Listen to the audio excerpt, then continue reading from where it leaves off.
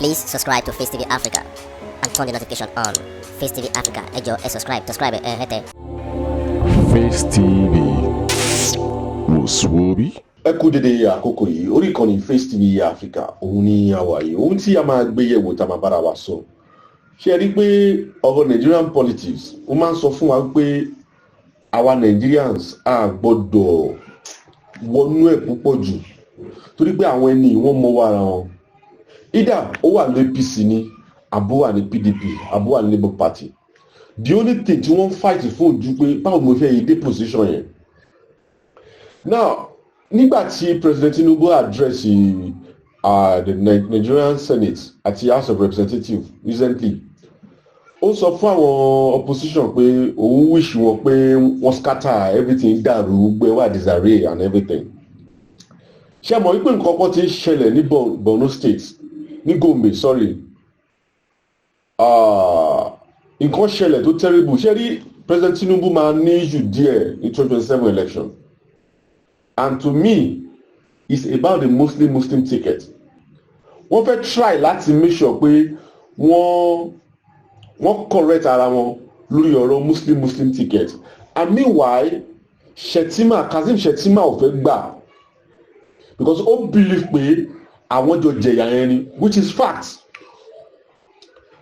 Pẹ̀ tá bá jókòó tá bá ronú tá bá wò lórí matter yìí, ìjà tó ń ṣẹlẹ̀ ní Gombe lánàá díẹ̀ ló kù wọn bá lọ national chairman which is Ganduje ìyẹn ò jẹ́ kó anybody mbẹ̀. But the matter is this, kí ni nǹkan tó ṣẹlẹ̀ gangan níbẹ̀ yẹn lánàá tó fà tó fi dàbí pé ibẹ̀ yẹn dàrú completely because now wọ́n ti ń threaten pé tí Tinubu ò bá fi lè lo Kashim Shettima gbogbo team àwọn máa move lọ sọ́dọ̀ Atiku Abubakar and that is what they want because ẹ má yẹ kí n tàn yín not to fẹ́ jẹ́ kí Pres.Tinubu padà wọn ò fẹ́ jẹ́ kí Pres.Tinubu padà as president because the boldness àwọn action tí Tinubu take ó wà too bold because in the history of this country mi ti rí president tó bold bí Pres.Tinubu. Èèyàn tí mo rí tó fẹ́ fara pẹ́ òun Ọbásanjọ́ and Ọbásanjọ́ ó yìí fara mọ́ àwọn north díẹ̀ lórí àwọn condition tí wọ́n fún but Tinubu ò ṣe bẹ́ẹ̀ because reason tí Tinubu fi yàtọ̀ ní pé tẹ́ bá wùgbà tó Ọbásanjọ́ wọlé as president he doesn't have anything. Àwọn north àtàwọn east lọ́sẹ̀ jáde lọ support ẹ láti make sure pé ó dé position yẹn. Kò sẹ́nibọ̀dì tó support Tinubu láti dé position president yìí òun ló finance ara ẹ̀ is capable but tí Tinubu ò bá agree pẹ̀lú ọ̀rọ̀ Kashim Shettima yìí ẹ má jẹ́ kí n tàn yín Tinubu máa ní problem láti wọlé padà ní 2027 election.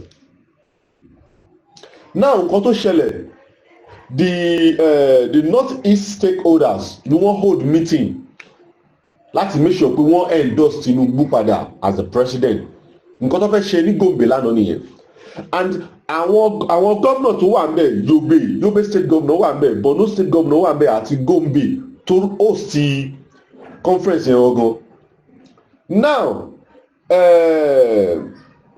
the party zonal chairman which is Mustapha Saliu òun ló refuse láti mention Kashim Shettima as the vice president of Pres.Tinubu. Òun ló fà tí everywhere fi dàrú.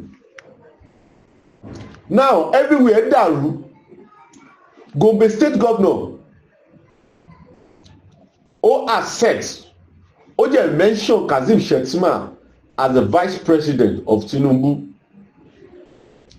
The Yobe state governor too òun náà accept kí wọ́n lo Kashim Shettima as the vice president.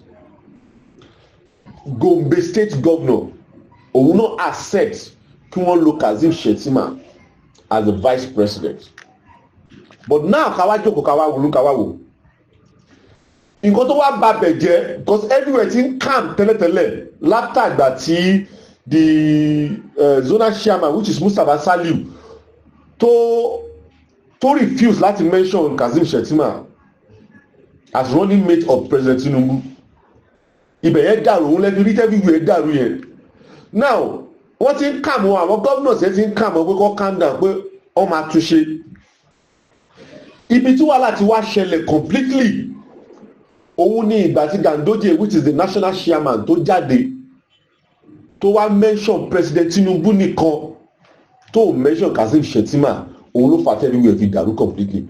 Ó kù díẹ̀ kí wọ́n nà máa yẹn lánàá, which is the national chairman of the party.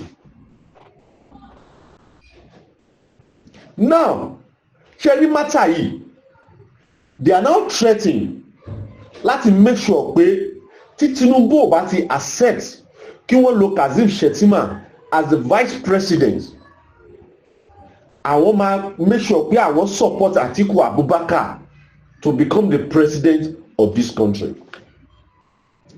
Now Muslim ticket strategy Tinubu lò láti fi wọlé election. Wọ́n jẹ́ mọ̀ ipò ní implication táwọn bá tún lo the same thing ó máa affect wọn, because àwọn Christian pariwo pé kò include àwọn, kò carry wọn along, which is the fact. But Shettima yìí náà try for Tinubu during that election. To me, the only person tó lè jẹ́ kí kíní calm down òun ni Kashim Shettima tó bá fọnà tí ara ẹ̀.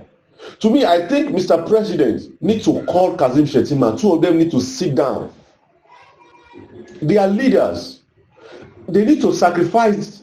Kashim Shettima need to sacrifice his position so that Christian can come in. They can move this thing forward. Because our Christian will do for this matter. And to me, our PDP mama dùn sí, our Labour Party mama dùn sí pé APC ti ń dànù. But nǹkan tó máa kàn ń dùn mí nínú ọ̀rọ̀ àwọn opposition yẹn ni pé tí ó bá ti ń ṣẹlẹ̀ wọ́n sì Bob D jàre Délé Momodu ó ti ayé bẹ̀rẹ̀ sí post kìíní yẹn o. Now see, no APC tó sọ̀rọ̀ pé àwọn PDP àbí àwọn Labour Party ló ń ba abẹ̀yẹn jẹ́ o, ló ń ba APC jẹ́ o. But tó bá jẹ́ wípé wàhálà ń ṣẹlẹ̀ ní PDP, Peter Obi àti Bob D tó máa ń pariwo pé wọ́n fẹ́ sọ Nàìjíríà di one party, àwọn ló máa kọ́kọ́ bẹ̀rẹ̀ sí sọ wípé Tinubu ló ń da PDP rú. Ẹ máa wo strategy tí Tinubu máa fi yanjú ọ̀rọ̀ tó bá ṣe yanjú. But tó ò bá ṣe yanjú, there's possibility kí Tinubu kó rí issue díẹ̀ láti for re-election in 2027, because àwọn Hausa ní more reason 22 governors lọ́dí Tinubu no endorse Tinubu. Kashim Shettima, for Kashim Shettima to have 3 governors already tí wọ́n ti jáde boldly láti endorse mọ another governors tó máa tún endorse Kashim Shettima pé òun ló gbọ́dọ̀ lò as vice president. So this matter, President Tinubu needs to call Kashim Shettima. No matter how it is, lójú ti tèmi all right. Tẹ́ bá tiẹ̀ fẹ́ gba position yẹn, there is a way tẹ́lẹ̀ láti fi ṣe. A ti ń gbọ́ kinní yìí láti bí 2 months or 3 months ago ni mo ti ń gbọ́ rumor yẹn, but wọ́n deny ẹ̀. There is possibility kí Tinubu ti pe Kashim Shettima pé wá kinní yìí a lè ṣe báyìí. Àwọn Christian pariwo pé àwọn need the vice president. Ṣó lè volunteer? Tó o bá yẹ lè volunteer, President Tinubu ló máa mọ strategy tó máa lò láti fi make sure pé kò ní problem ní north. Torí pé majority vote tó wà ní north, majority tí vote tó gbé President Tinubu wọlé in 2023 vote north ni. Ó ṣe ń try láti persuade, láti canvass, láti máa bring in àwọn east jáde ni. And Tinubu canvass àwọn east governor túmọ̀ sí pé àwọn voters ló ń canvass. Let us say the reality, because àwọn Nigerians ti gbọ́n sí wọn ò fẹ́ tẹ̀lé governor mọ́, because wọ́n believe pé àwọn governors yẹn kọ́ tóbi tó bá ti ń jẹ ni wọ́n mọ̀, which is in fact. So kí President Tinubu máa rí láìpẹ́ òkè governor ti endorse òun, ó túmọ̀ sí pé òun máa wọlé, kò túmọ̀ síbẹ̀ o. Mọ iye governor ti Tinubu ní north ni, ṣé Tinubu ò ní governor ní Kaduna ni? ṣó wọlé ni ṣé kò ní gómìnà ní Kano State ni ṣó wọlé ni this is the fact tó wà nílẹ̀. So to me mo rí pé wọ́n try possible best wọn láti make sure pé wọ́n tó kíní yẹn kó tó announce it. Yes, Kashim Shettima lè máa gbà nǹkan tó easy ni ẹjọ́ ṣe campaign yìí ni ẹjọ́ bẹ̀rẹ̀ ni so ó possible kó má accept. I won't say more than this. My name is Lekuti Oyeyemi. Bye for now. Please subscribe to Facetv Africa and turn the notification on. Facetv Africa, ẹ jọ̀ọ́, subscribe, hete. Face TV.